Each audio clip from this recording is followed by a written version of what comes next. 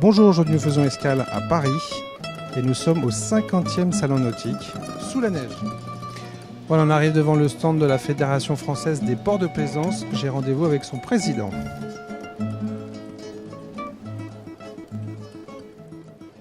Président, bonjour.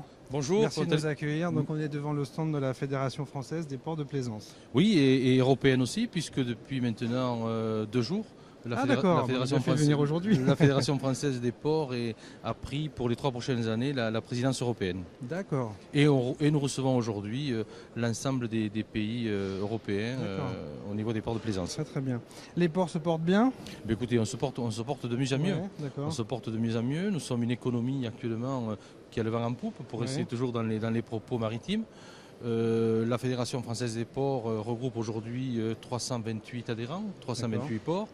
Et ce matin, nous allons signer avec 80 haltes fluviales, car nous pensons que les haltes fluviales vont être dans les 5 prochaines années la bouffée d'oxygène pour le manque de capacité et la saturation dans les ports de plaisance maritime. D'accord. On rappelle vite fait le rôle d'une fédération Mais le rôle de notre fédération, elle a été créée en 1979 par des grands ports, des grands gestionnaires publics privés des ports. Et la fédération a le but de fédérer l'ensemble des activités économiques portuaires, maritimes, fluviales et lacustres. Et aujourd'hui, on peut dire que le pari qui a été lancé en 1979 est en grande partie réussi.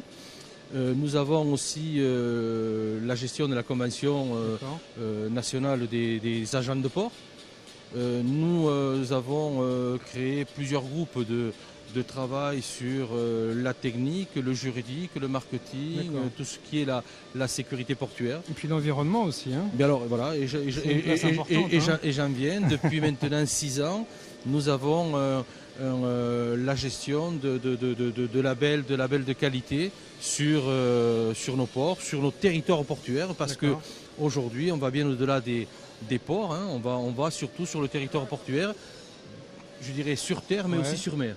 Donc on sensibilise énormément nos plaisanciers, nos clients sur les bonnes pratiques environnementales à l'intérieur comme à l'extérieur d'un port. Oui, parce que pour avoir tourné cet été, les ports sont de mieux en mieux équipés. Hein. Récupération des eaux noires, avec la norme 14001 qu'on voit apparaître un peu, port propre. Bien sûr, voilà. Alors c'est aujourd'hui notre label référence, port propre, puisque hier matin, nous avons signé avec Julian Golding, qui est le président de la Fédération anglaise des ports, d'étendre l'opération port propre sur l'ensemble de la façade nordique, je dirais, de l'Europe.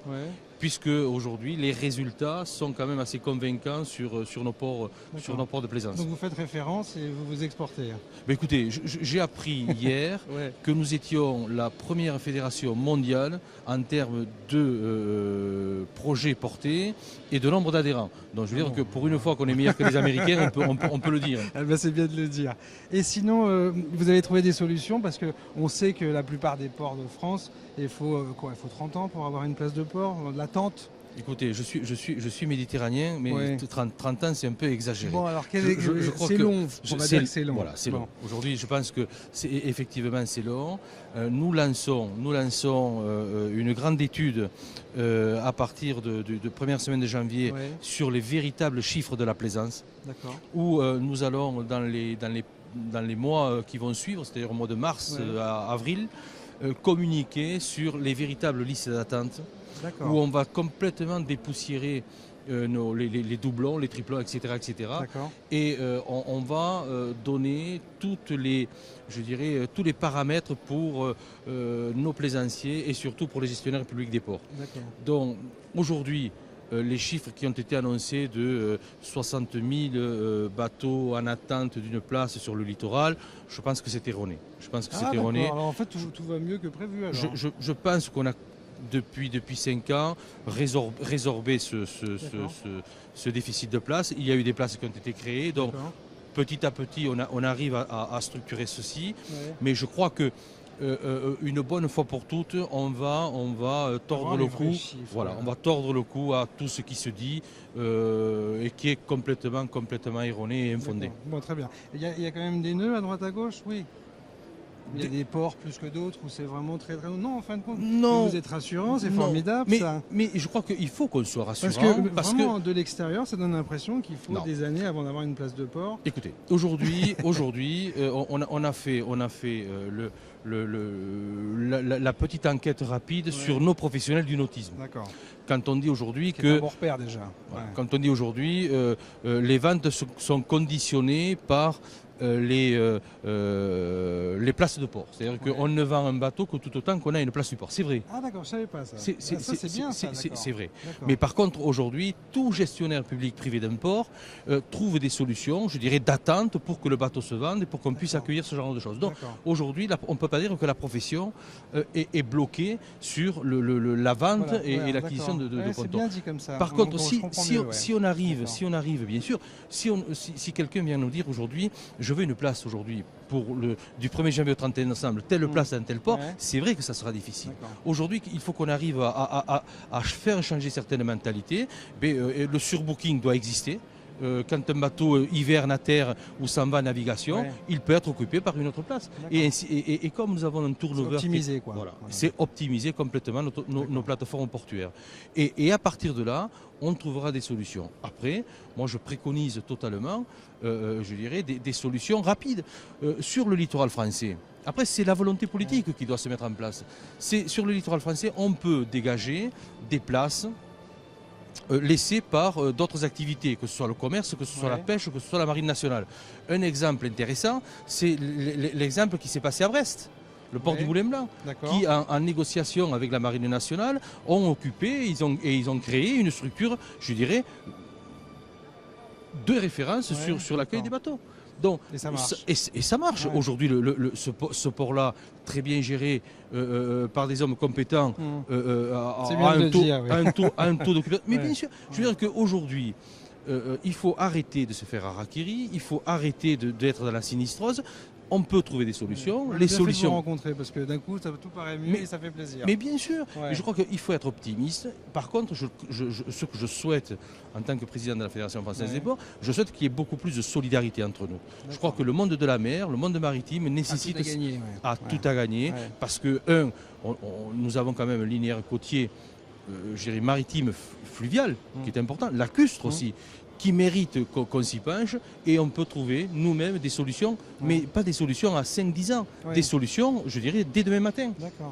Donc on peut libérer sur des friches, le mot me plaît pas trop, mais sur des espaces délaissés par d'autres activités, on peut trouver entre 12 et 15 000 places, très rapidement. Sans créer de nouveaux ports. Non. Deux exemples de plus. Un exemple, A7. Vous avez un espace qui peut accueillir aujourd'hui 1500 bateaux sur des pontons flottants. D'accord. Entre 8 et 10 mètres. Je dirais que c'est aujourd'hui la flotte de la Méditerranée. Donc, le port de Leucate dans les Pyrénées-Orientales. Vous connaissez bien votre sujet. Et donc, je connais bien le sujet. Donc, peut trouver aussi des places avec une grande capacité, environ 1 millier de places. Donc, aujourd'hui, des exemples comme ceux-ci, il y en a. La seule chose, c'est qu'il faut qu'il y ait la volonté politique et surtout administrative. Il faut que l'État soit aussi facilitateur de projets. Et non pas essayer de toujours, lorsqu'on essaie d'avoir une solution, essayer de détruire la solution. La France aujourd'hui se meurt du syndrome du coucou. C'est-à-dire que vous connaissez l'animal, le coucou. Le coucou est un oiseau qui a la particularité de faire ses œufs dans le nid des autres et de tuer les autres œufs. Donc aujourd'hui, on a compris l'image. Voilà, mais je dirais qu'aujourd'hui, des solutions existent, des solutions, je dirais, peuvent être réalisées rapidement, et surtout que c'est créateur d'emplois et de richesses et surtout de valeur ajoutée pour les entreprises qui existent aujourd'hui. C'est ça aussi. Donc notre mission aujourd'hui, elle est quand même à plusieurs titres. Et dans vos tiroirs, vous avez d'autres choses? Alors oui, des nouveautés, une vision du futur des ports? Oui, alors déjà, les trois axes de travail, le premier c'est celui-ci, c'est la capacité de trouver Le deuxième axe de travail, ça va être, je dirais, le dragage dans les ports, le côté environnemental, le dragage dans les ports et l'utilisation de nos bouts de dragage si elles sont à un moment donné souillées. C'est-à-dire que trouver des solutions pour apporter des idées novatrices avec des écoles d'ingénieurs, des universités d'ingénieurs pour trouver, je dirais, de la réutilisation de nos bouts de dragage. Donc que le dragage ne soit pas un frein au développement des ports. Ça, c'est le deuxième axe de travail. Le troisième axe de travail, c'est aujourd'hui valoriser le territoire portuaire. Donc vous avez le programme Odyssea aujourd'hui qui est en train d'être mis en place. Qu'est-ce que c'est Odyssea? Odyssea, c'est à partir d'un port de plaisance qu'il soit le trait d'union de l'économie maritime et de terroir, de terre. Et à partir de là, gérer toutes les synergies pour valoriser le territoire. Donc c'est la solidarité, c'est tout ce que je vous disais, et c'est un très gros travail puisque aujourd'hui le port de plaisance sert de vecteur et d'image, je dirais, à l'apiculteur, au viticulteur, au savoir-faire, à la culture, etc. Chose qui n'était pas faite actuellement. Bon, ben voilà une belle conclusion. Et merci pour cette balade. Nous revoilà devant la Fédération française des ports de plaisance. Et je rappelle que vous êtes le président. Merci beaucoup. Merci à vous. Merci. Au revoir.